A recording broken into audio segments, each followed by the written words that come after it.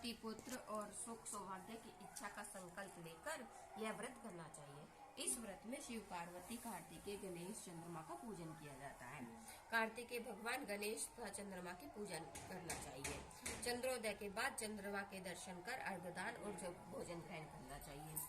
उड़द की दाल, सुहाग की सामग्री, कंघा, शीशा, चूड़ियां, रेबन आदि अपनी सासू जी के पैर छू के उनको फल मेवा आदि देना चाहिए।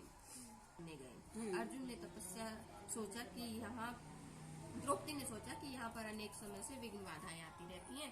उनके शमन के लिए अर्जुन तो यहाँ है नहीं, अतः मुझे कोई उपाय करना चाहिए। उन्होंने भगवान कृष्ण का ध्यान किया, वो उपस्थित हुए और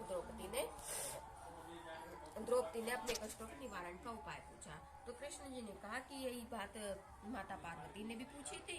तो उन्होंने भी यही बात कहा था कि करवा चौथ का व्रत करने से गृहस्थी में आने वाली सारी विघ्न बाधाएं दूर हो जाती हैं और सारे पितृ को प्रकोप नष्ट हो जाते हैं। श्री कृष्ण ने द्रौपदी से कहा, प्राचीन काल में एक धर्मपरायण ब्राह्मण के 7 पुत्र तथा 1 पुत्री थी। बड़ी होने पर उसका विवाह हो गया। गर्भ चौथ की उठी को कन्या का व्रत, करवा चौथ का व्रत रखती थी। 7 भाइयों की लाडली बहन थी। चंद्रोदय से पहले भूख लगने लगी। उसका फूल सा चेहरा मुरझा गया।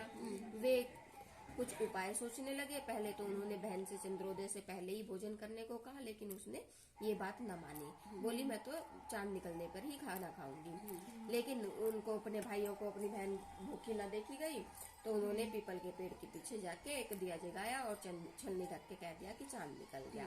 वो उसने जैसे ही भोजन किया, बहन भाइयों के साथ बैठ के खाना खाने लगी। पहले ही गस्सी में उसका पति मर गया। उसमें तो दूसरे तरीके से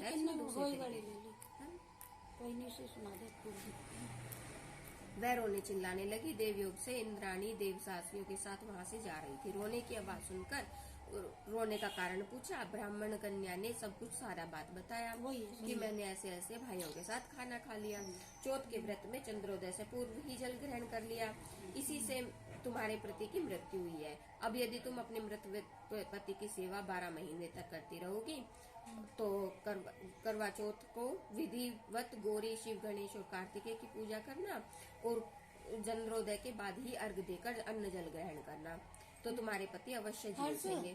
ब्राह्मण कन्या ने अगले वर्ष विधि से करवा चौथ का व्रत किया। व्रत के प्रभाव से उसका मृत पति जीवित हो उठा। इस प्रकार कथा कहकर कृष्ण द्रौपदी से बोले कि यदि तुम भी इस प्रकार विधि से व्रत करोगी तो तुम्हारे सब कष्ट दूर हो जाएंगे, सुख सौभाग्य की समृद्धि की वृद्धि होगी। द्रौपदी ने कृष्ण के कथा अनुसार करवा चौथ का व्रत किया और उस व्रत के प्रभाव से महाभारत में कौरवों ने युद्ध की हार हुई, कौरवों की हार हुई और पांडवों की जीत हुई। जय श्री कृष्ण। जय श्री कृष्ण। इसमें अलग है, जब उसका पति मर जाए उसमें तो अलग है।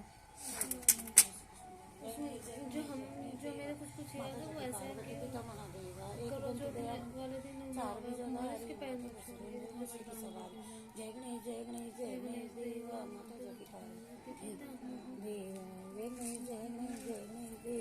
माता जय अब तो कर लो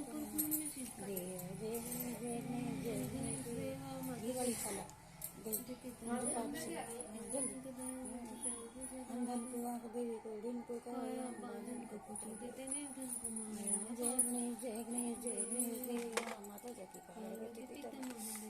पानी चढ़े, फूल चढ़े, उड़ी चढ़े मेवा, मेरे संप्रदाय सेवा। जय गणेश जय गणेश जय ये दो तो थोड़ी सी बांधनी लाज रखो, जय शुभहारी पल्ले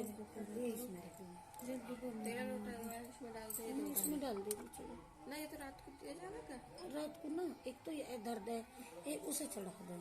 तो कौन से इसको इसमें डाल दो, वो रात को पल्ले वाले उसमें डाल दो। पल्ले में बांधेगी ना जरा से होगी। फिर यहीं रख दो, चाहे इस पे रख दे सर, रात को ले लेंगे। तुझे तेरा ही हुआ ना, हमारा आधा काम हो रहा है, हमारा भी पल्ले रहेगी। क्या पल्ला? हाँ, दोनों दुपट्टे लगा लूंगी। अब कर लियो। अब जो काम हो रहा है हमारा फोन नाम फोटो खींचते थे।